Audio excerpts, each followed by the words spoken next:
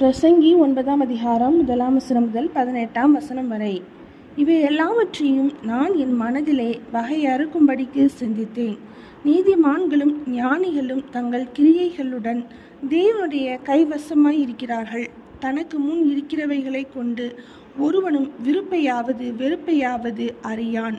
எல்லாருக்கும் எல்லாம் ஒரே விதமாய் சம்பவிக்கும். சன்மார்க்கனுக்கும் துன்மார்க்கனுக்கும், நற்குணமும் சுத்தமும் உள்ளவனுக்கும் சுத்தமில்லாதவனுக்கும், பலியிடுகிறவனுக்கும் பலியிடாதவனுக்கும் ஒரே விதமாய் சம்பவிக்கும். நல்லவனுக்கு எப்படியோ பொல்லாதவனுக்கும் அப்படியே.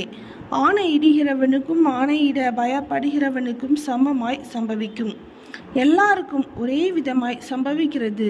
சூரியனுக்கு கீழே நடக்கிறதெல்லாவற்றிலும் விசேஷித்த தீங்காம். ஆதலால் மனுபுத்திரரின் இருதயம் தீமையானால் நிறைந்திருக்கிறது. அவர்கள் உயிரோடு இருக்கும் நாளளவும் அவர்கள் இருதயம் பைத்தியம் கொண்டிருந்து பின்பு அவர்கள் செத்தவர்களிடத்திற்கு போகிறார்கள். இதற்கு நீங்களாய் இருக்கிறவன் யார்? உயிரோடு இருக்கிற அனைவரிடத்திலும் நம்பிக்கையுண்டு. செத்த சிங்கத்தை பார்க்கிலும் உயிருள்ள நாய் வாசி.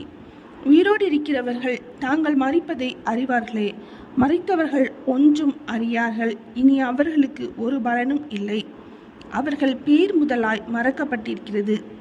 அவர்கள் சிநேகமும் அவர்கள் பகையும் அவர்கள் பொறாமையும் எல்லாம் ஒளிந்து போயிற்று. சூரியனுக்கு கீழே செய்யப்படுகிறதொன்றிலும் அவர்களுக்கு இனி என்றைக்கும் பங்கில்லை. நீ போய் உன் ஆகாரத்தை சந்தோஷத்துடன் புசித்தி உன் திராட்சை ரசத்தை மன மகிழ்ச்சியுடன் குடி. தேவன் உன் கிரியைகளை அங்கீகாரம் பண்ணியிருக்கிறார். உன் வஸ்திரங்கள் எப்பொழுதும் வெள்ளையாயும் உன் தலைக்கு எண்ணெய் குறையாதாயும் இருப்பதாக. சூரியனுக்கு கீழே தேவன் உனக்கு நியமித்திருக்கிற மாயையான நாட்களிலெல்லாம் நீ நேசிக்கிற மனைவியோடு நிலையில்லாத இந்த ஜீவ வாழ்வை அனுபவி. இந்த ஜீவனுக்குரிய வாழ்விலும் நீ சூரியனுக்கு கீழே படுகிற பிரயாசத்திலும் பங்கு இதுவே. செய்யும்படி உன் கைக்கு நேரிடுகிறது எதுவோ அதை உன் பலத்தோட செய்.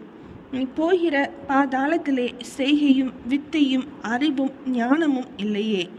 நான் திரும்பிக் கொண்டு சூரியனுக்கு கீழே கண்டதாவது, ஓடுகிறதற்கு வேகம் உள்ளவர்களின் வேகமும் யுத்தத்திற்கு சௌரியவான்களின் சௌரியமும் போதாது.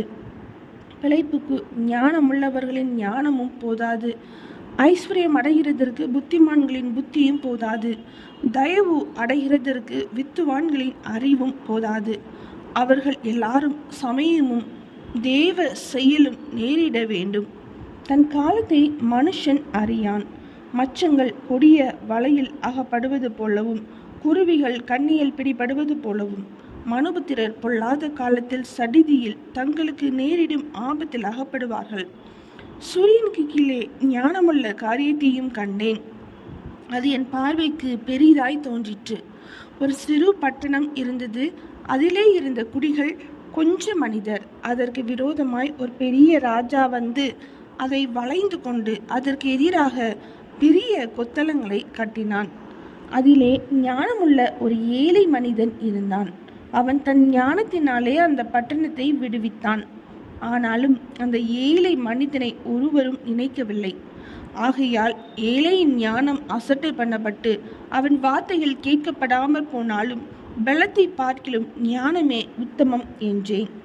மூடரை ஆளும் அதிபதியின் கூக்குரலை பார்க்கிலும் ஞானிகளுடைய அமெரிக்கையான வார்த்தைகளை கேட்கப்படத்தக்கவைகள். யுத்த ஆயுதங்களை பார்க்கிலும் ஞானமே நலம். பாவியான ஒருவன் மிகுந்த நன்மையை கெடுப்பான். பிரசங்கி 9ஆம் அதிகாரம் முடிந்தது.